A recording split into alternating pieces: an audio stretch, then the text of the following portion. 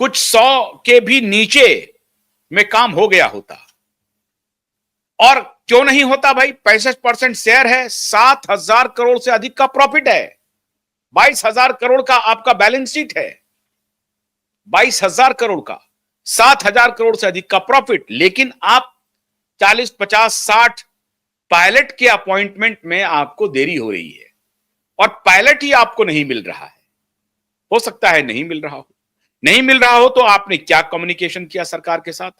सरकार को आपने बताया कि साहब ये हमारी पोजीशन है? और अगर बताया तो डीजीसीए क्या कर रही थी? सो रही थी। हर बात के लिए मोदी आएंगे, हर बात के लिए अमित शाह आएंगे, हर बात के लिए नेशनल सिक्योरिटी एडवाइजर आएंगे आपके पास। यह षड्यंत्र कितना गहरा है, और एरोगेंस और बाजार कितना कातिल हो सकता है, और जो स्थायी सरकार है, ये जो ब्यूरोक्रेट्स हैं, ये कितने निर्लज्ज और बेशर्म हो सकते हैं, आज मैं उसकी कहानी आपको सुनाता हूं। यह कंपनी बनी 1989 में। राहुल भाटिया नाम के एक शख्स हैं, आप सब जानते हैं। कमाल का खेल हो रहा है।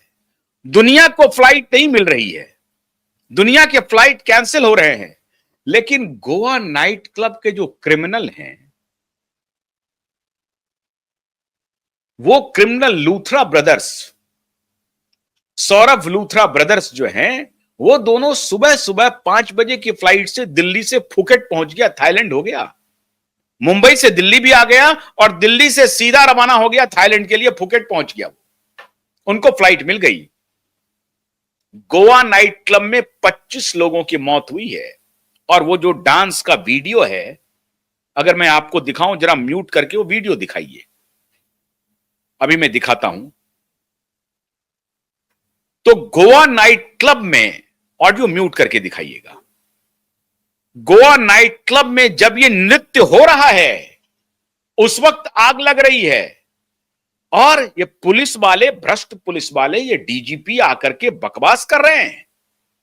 25 लोग मर गए।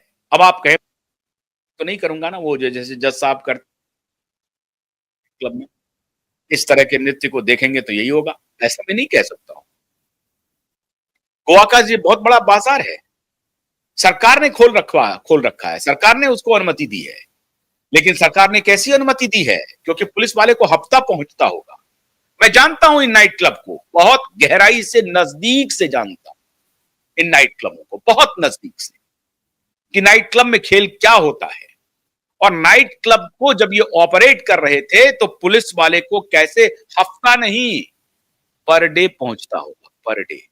उनका कांस्टेबल आ जाता है, उनको पैसा दे दिया जाता है, वो चले जाते हैं। पहले तो होता है कि भाई 10 बजे तक ओपन रहेगा, 11 बजे तक ओपन रहेगा, 12 बजे तक रहेगा, नहीं 24 घंटे का बार है, तो उसके अलग अलग रेट्स हैं। शाम तक का है तो ये रेट, रात 10 बजे तक का है तो ये रेट, 12 बजे तक का है ये रेट, सुबह तक का है तो ये रेट। उससे हफ्ता पहुंचता है। अब माननीय डीजीपी साहब कह रहे हैं कि वहां बड़ा फॉल्ट था, एक ही गेट था उस बार में, उस नाइट क्लब में। उस नाइट क्लब में एक ही गेट होने की वजह से ऐसा हादसा हो गया। डीजीपी साहब को कुछ भी पता नहीं है कहां पर इस तरह के नृत्य हो रहे हैं। डीजीपी साहब को कुछ भी पता नहीं, क्योंकि डीजीपी साहब तो बहुत ही लॉ अबाइडिंग ऑफिसर हैं। He knows everything, he knows every in and out. लेकिन अभी उनसे पकड़ में नहीं आया। लुकआउट नोटिस दिया है, इंटरपोल को कहा जा रहा है कि लूथरा ब्रदर्स को पकड़ के लाओ, लेकिन लूथरा ब्रदर्स भाग रहा है, इंडिगो की फ्लाइट से भाग रहा है, इंडिगो की फ्लाइट से, जिस इंडिगो की फ्लाइट में कॉमन मैन का टिकट कैंसिल हो रहा है। 1 दिन, 2 दिन, 3 दिन नहीं, लगातार कैंसिल हो रहा है। लेकिन लूथरा ब्रदर्स को फ्लाइट मिल गया, और सीधे फुकेट का, मुंबई से दिल्ली, दिल्ली से फुकेट।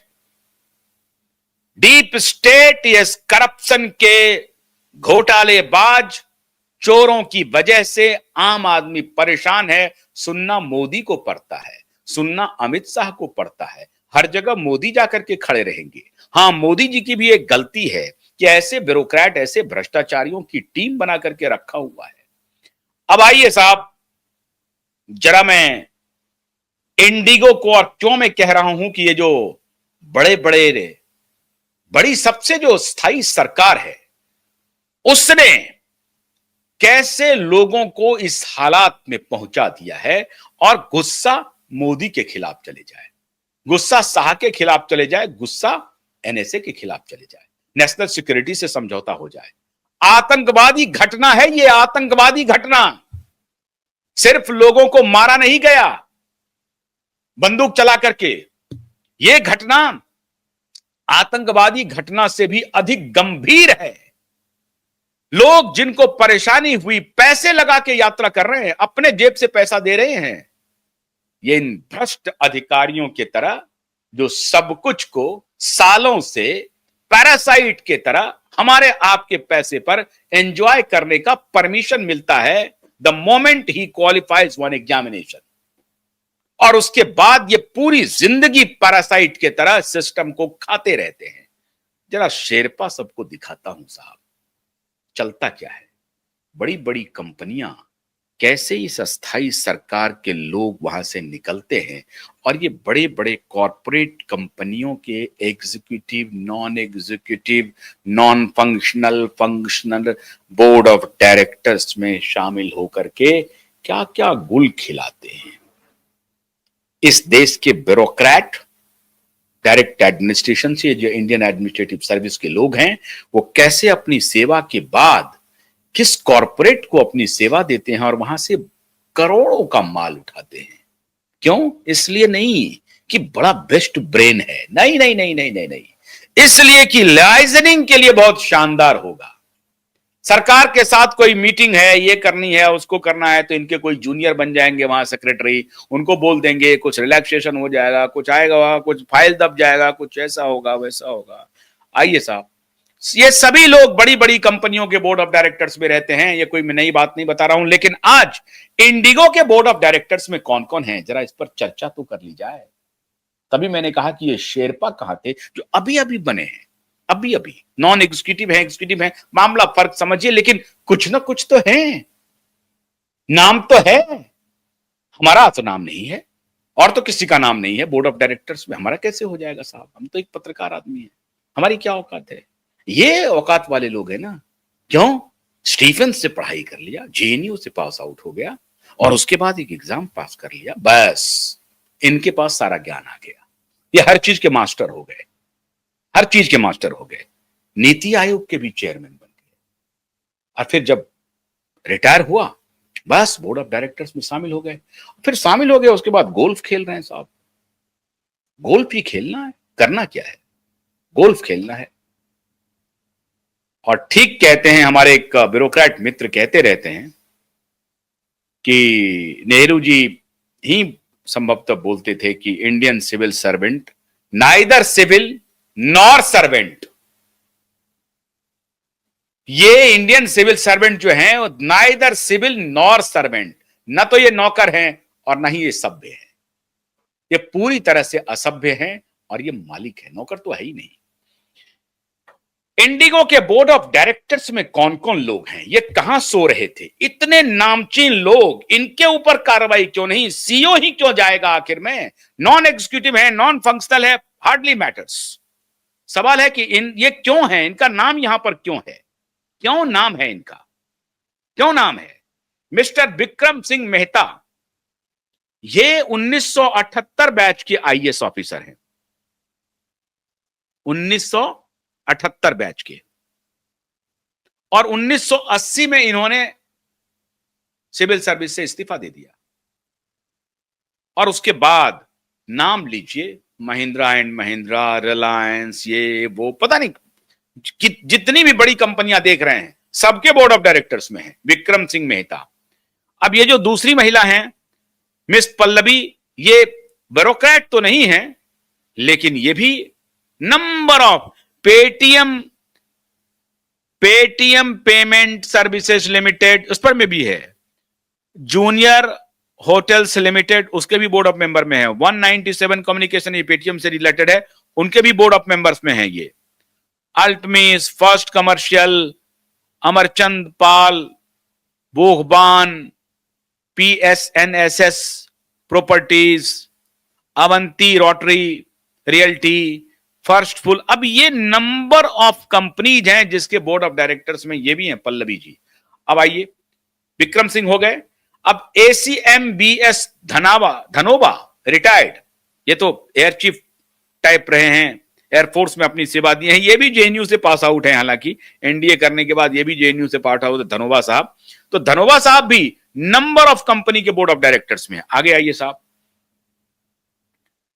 ये माइकल गॉर्जन है, ये भी हैं। अब इनका पूरा इस तरह से नहीं है, एफएफए लिखा हुआ है। राहुल भाटिया, यही प्रमोटर हैं, असली प्रमोटर राहुल भाटिया हैं। ये कनाडा से इन्होंने इलेक्ट्रिकल इंजीनियरिंग में इंजीनियर हैं और फिर वहां से आकर के फिर एमबीए में भी किया और फिर उसके बाद ये प्रमोटर बने 1989 में, जैसा मैंने आपको बताया। उन्होंने शुरू किया अपना ये इंडिगो एयरलाइंस। अब आगे बढ़िए राहुल भाटिया के आगे। अब देखिए एम दामोदरन, ये भी सिविल सेवक है, नाइदर सिविल नॉर सर्वेंट है, neither civil nor servant. Mister M Damodaran ये सेबी के चेयरमैन रह चुके हैं, सेबी के मेंबर रह चुके हैं या चेयरमैन मतलब सेबी में ये रह चुके हैं। M Damodaran founder chairman of institute of management IIM, ये भी रहे हैं ये एम दामोदरन। दूसरे ये भी आईएएस हैं, 3 आईएएस अभी तक दिखा दिया मैंने, एम दामोदरन, विक्रम सिंह मेहता और अब ये तीसरा ले लीजिए मिस्टर अमिताभ कांत, अभी रिटायर किए हैं। बड़े ही स्टाइलिश गोल्फर हैं ये, ब्यूरोक्रेट तो है ही हैं और उसी विश्वविद्यालय से आते हैं जिस विश्वविद्यालय में भूख गरीबी लाचारी और इसी का पूरा ताना बाना है। लेकिन ये भूख गरीबी लाचारी वाले नहीं है, स्टीफन से गए थे ना, स्टीफेनियन है, वहां भी एक अलग डिफरेंस है। स्टीफेनियन आया तो वो अलग है, भूख गरीबी लाचारी बस्तर उसका काला हांडी वगैरह से जो विद्यार्थी आया वो भूख गरीबी लाचारी कर रहा है, उसको लगा दिया भूख गरीबी लाचारी में। स्टीफन से जो आया वो कॉर्पोरेट की तरफ चला गया, वहां से पास आउट हुआ, यूपीएससी कर लिया, फिर वो कॉर्पोरेट डिवीजन है, वहां पे क्लास का डिफरेंस है और वहां इसी क्लास से दूसरा क्लास वाला टकराते रहता है और फिलोसॉफिकल वॉर होते रहता है। March on JNU, march on, लाल सलाम कामरेड, लाल सलाम। और जब कामरेड को लगता है काम कहीं नहीं मिला तो अपने जो स्कूल के अपने कॉलेज के जो कॉलेज मेट हैं उनसे बोल कवाल करके कुछ ना कुछ अपना रास्ता निकाल लेते हैं। तो मिस्टर अमिताभ कांत ये शेरपा थे, अभी G20 के शेरपा थे अमिताभ कांत साहब। और अमिताभ कांत साहब नीति आयोग के चेयरमैन भी रहे, बड़े स्टाइलिश गोल्फर आईएएस अधिकारी हैं और बड़े ब्लू आइड बॉय भी रहे माननीय मोदी जी के। ये हर में ब्लू आइड हो जाते हैं, एक खास तरह की ट्रेनिंग होती है ब्यूरोक्रेट्स की। नवनीत सहगल का नाम सुना आपने, ये सबके ब्लू आइड बॉय रहे। नवनीत सहगल जी अखिलेश यादव के भी ब्लू बॉयड, नवनीत सहगल जी मायावती के भी ब्लू बॉयड। नवनीत सहगल जी को लगा कि अब योगी आ रहा है, पहली फुर्सत में नवनीत सहगल को रास्ता दिखाएगा, उनके भी ब्लू आइड बॉय। और फिर वहां से भी निकल लिया तो मोदी जी के भी ब्लू आइड बॉय हो गए। अभी मामला थोड़ा टेढ़ा हो गया है। मैं जिस तरफ इशारा करना चाह रहा हूं उसको समझिए। नेता कुछ नहीं है इनके सामने में, नेता पानी भरते हैं इनके सामने में। ये असल में सिस्टम को कंट्रोल करते हैं, यही सिस्टम चलाते हैं और ये सुधरने का नाम नहीं ले रहे हैं। ये बोर्ड ऑफ डायरेक्टर्स में है ये सारे, ठीक है, नॉन एग्जीक्यूटिव डायरेक्टर हैं, independent non independent director of the company है ये, इफेक्टिव सितंबर 15, 2025 से। विक्रम सिंह मेहता, एम दामोदरन, मिस्टर अमिताभ कांत, ये सारे जो सेलिब्रिटी, मिस्टर अनिल परासर, ये तो नहीं है ब्यूरोक्रेट, दूसरे हैं ग्रेग एल्बर्ट सार्तस्की, ये लोग तो दूसरे हैं। लेकिन ये जो नॉन ब्यूरोक्रेट्स हैं, ये ब्यूरोक्रेट्स इतने बड़े बड़े कॉर्पोरेट घराने के बोर्ड ऑफ डायरेक्टर्स में करते क्या हैं? कुछ भी नहीं करते हैं। ये सिर्फ जो है लियाजन का काम करते हैं, सरकार के साथ इधर उधर गालमेल करना, बैठना उठना, अपने बीवी बच्चों को दुनिया की सैर कराना, अथाह पैसा कुछ संपत्ति लेना, सरकारी निवास में जब तक रहें तब तक रहें, उसके बाद बड़ा सा फार्म हाउस ले लेना, विदेशों में बस जाना।